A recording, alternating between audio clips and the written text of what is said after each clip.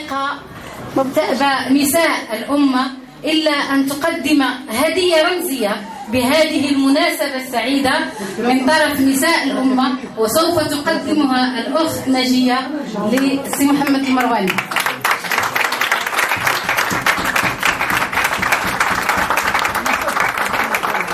كما أتت الأخت منى خرباش عضوة بالأمانة العامة أن تقدم هدية هي الأخرى للأخ سي محمد المرواني.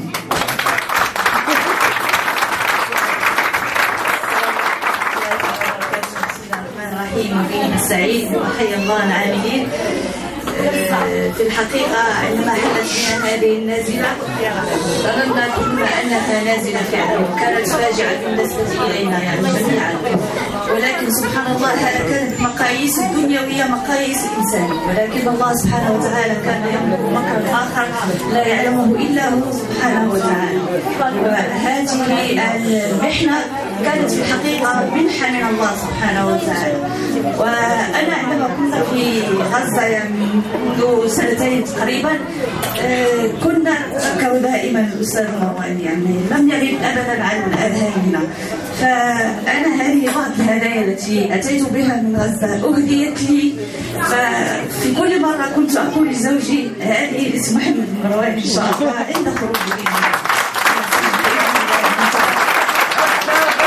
رمز العزة غزة غزة، رمز العزة غزة غزة، رمز العزة غزة غزة، رمز العزة غزة غزة، رمز العزة غزة غزة، رمز العزة غزة غزة، رمز العزة. هذا مشهد يعني يحمل صورة القدس التي سنزورها بإذن الله إن شاء الله منتصرين جميعا، والراية المغربية.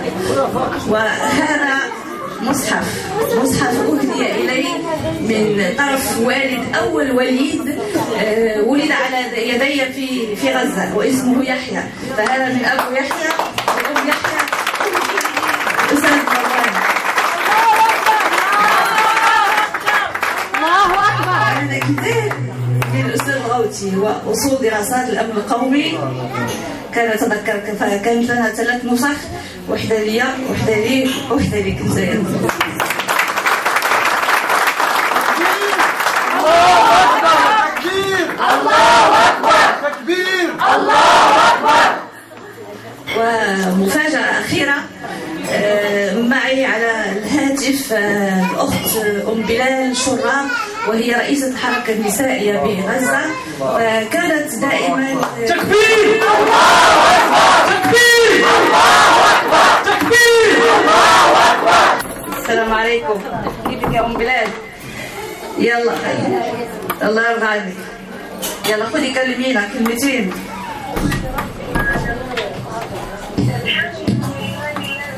زيد في الصوت.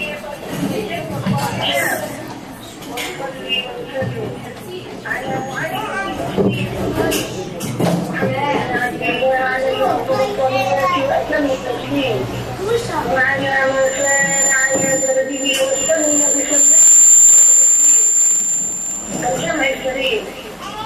أخواتي الحبيبات في حزب الأمة، أخواتي على درب العقيدة الإسلام، أتحدث إليكن من رباط الشام إلى بلاد رباط المغرب العربي.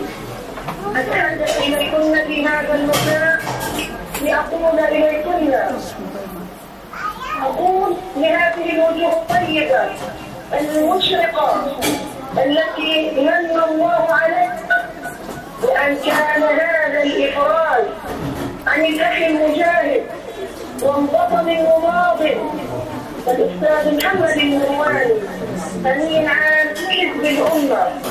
أتقدم إليكم وأتقدم إلى الأخ الأخير بأسمى آيات التهنئة والتبريك، وأسأل الله العلي القدير أن يكون هذا الإفراج بداية إفراج لجميع الأسرى والمعتقلين، اللهم آمين يا رب العالمين.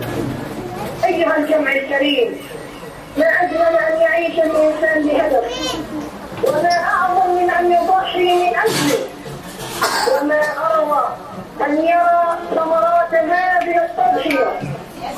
وهذا هو لسان الحال والمقال لهذه الاحتفالية التي تحتفلون بها بخروج هذا المناضل، لأنه عاش سنوات من الظلم والقهر، عاش بين ظلم السجن والسجان، ولكن الله عز وجل شاء أن تكون هذه السنون هي منة ونعمة وبركة، وهي ما حركت الشعوب لتنال حريتها. لذلك نقول أن هذا التحرير هو فرحة لكم جميعا وفرحة لنا أيضا، لأننا ندرك أن هذه التضحيات وما قدموه هؤلاء الأبطال هو نهاية كل ظالم، كما قال الحق تبارك وتعالى: قال رب السجن أحب إلي مما يدعونني إليه. سبحان الله، هؤلاء ما كانوا يقترفون من ذنب إلا أن يقولوا ربنا الله ربنا الله، واختاروا رب العالمين.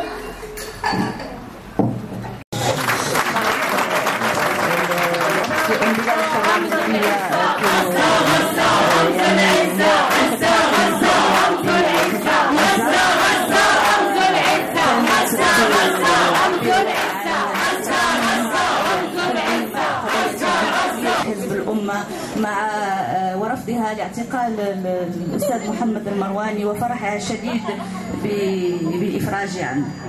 وأعطي الكلمة للأخت سميرة. يلا، السلام عليكم.